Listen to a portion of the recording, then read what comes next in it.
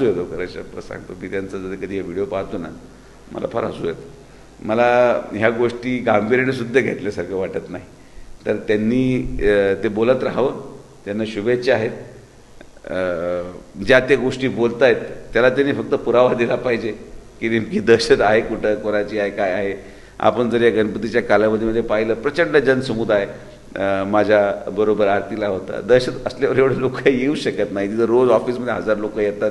तर हे दहशतीचं लक्षण जर असेल तर मग तर या मतदारसंघामध्ये आणि महाराष्ट्रामध्ये प्रत्येक उमेदवार किंवा प्रत्येक आमदार हा दहशतीमध्येच राजकारण करतो असा अर्थ निघेल.